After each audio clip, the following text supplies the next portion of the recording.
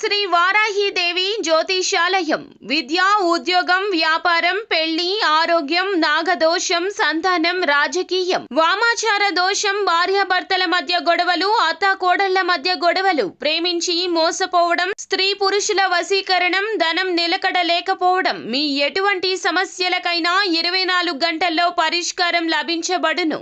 Number 1 వశీకరణ specialist Pandit Pawan Namboodiri, Kerala తాంత్రిక గురువు గారు. Phone number 9043637512. ఫిబ్రవరి 19 బుధవారం కుంభరాశి వారి మీద దేవుడు పగపట్టాడు. అందరికీ నమస్కారం, ఛానల్కి స్వాగతం. 2025 ఫిబ్రవరి 19 కుంభరాశి వారి యొక్క జాతక రీత్యా గ్రహచార గోచర ఫలితాలు ఏ విధంగా ఉన్నాయో, ఈ రాశి వారికి జరగబోయేటటువంటి పరిస్థితులు ఏ విధంగా ఉండబోతున్నాయో, అలాగే ఈ రాశి వారికి సంబంధించిన శుభ అశుభ ఫలితాలు ఏమిటో ఈరోజు ఈ వీడియోలో పూర్తిగా తెలుసుకుందాం. వీడియోని ఎక్కడా కూడా స్కిప్ చేయకుండా పూర్తిగా చూసినట్లయితే మేమేం చెప్పబోతున్నామో మీకు అర్థమవుతుంది. ఇక వివరాల్లోకి వెళ్లే ముందు మా చిన్న రిక్వెస్ట్ ఏంటంటే, ఇంతవరకు ఛానల్ని ఎవరైనా సబ్స్క్రైబ్ చేసుకోకుండా ఉన్నట్లయితే వెంటనే ఛానల్ని సబ్స్క్రైబ్ చేసుకొని పక్కనే ఉన్న గంట సింబల్ మీద ఆల్ అనే ఆప్షన్ని క్లిక్ చేసినట్లయితే మేము చేసే ప్రతి వీడియో నోటిఫికేషన్ మీ వరకు చేరుతుంది. ఇక వివరాల్లోకి వెళ్ళిపోదాము. కుంభరాశి వారి యొక్క మనస్తత్వాన్ని గనక చూసుకున్నట్లయితే, కుంభరాశి వారు చాలా మంచి మనస్తత్వాన్ని కలిగి ఉంటారు. ఈ రాశి వారు చేసే ప్రతి పనిలో కూడా ప్రత్యేకత అనేది చూస్తూ ఉంటారు. ఇక ఈ రాశి వారికి కార్యదీక్షత, కార్యదక్షత ఉంటుంది. కార్యరంగంలో దూకుడుగా వ్యవహరిస్తారు. కుంభరాశి వారు స్నేహితులను ఎక్కువగా ఇష్టపడుతూ ఉంటారు. కుటుంబ జీవితం పట్ల శ్రద్ధ కలిగి ఉంటారు. అలాగే సంతానం పట్ల, క్రమశిక్షణ పట్ల ఎక్కువగా పట్టుదల కలిగి ఉంటారు. వీరు చెప్పింది జరగాలి అన్నట్లు పిల్లల పట్ల ప్రవర్తిస్తూ ఉంటారు. వారి మంచి చెడులను ఆలోచిస్తూ ఉంటారు. కొంచెం కఠినంగానే వ్యవహరిస్తూ ఉంటారు. కానీ దాని వెనుక మంచి కారణాలు, మంచి మనసు ఉంటుందని ఎదుటివారు కొన్ని సందర్భాల్లో అర్థం చేసుకోకపోవచ్చు.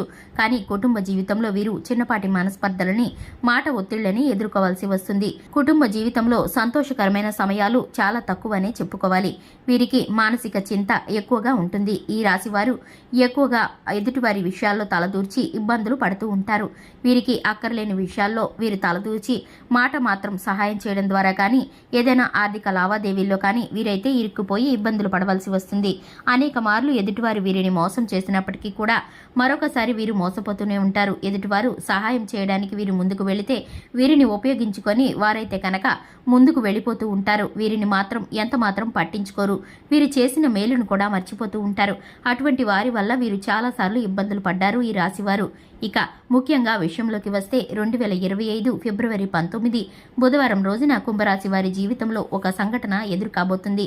ఈ సంఘటన ద్వారా మీరైతే కనుక ఆశ్చర్యానికి గురవుతారు. ఎందుకంటే దేవుడు మీపై పగపట్టాడా అన్నట్లు మీరైతే కనుక భావిస్తారు. మీకు ఒక సమస్య తీరిందంటే మరొక సమస్య పుట్టుకొస్తుంది. ఈ విధమైన పరిస్థితుల కారణంగా మీరైతే కనుక దేవుడు నాపై పగపట్టాడా ఏంటి అన్నట్లు మీరైతే కనుక చింతిస్తూ ఉంటారు.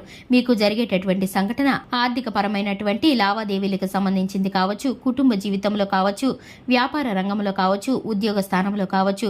మీకు జరగబోయేటటువంటి ఈ పరిస్థితి కారణంగా మీరైతే కనుక కొన్ని విషయాలను జీర్ణించుకోలేకపోతారు, నిర్ఘాంతపోతారు.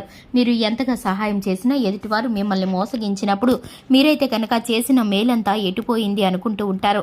దేవుడు నాపై పగపట్టాడు, నన్ను చూడట్లేదు, నా యొక్క కష్టాన్ని గమనించట్లేదు, ఎప్పుడు నాకు ఈ కష్టాలు తీరుతాయి అన్నట్లు మీరైతే బాధపడతారు. ఒకంత నిరాశ, నిస్సత్తువుకి గురవుతూ ఉంటారు.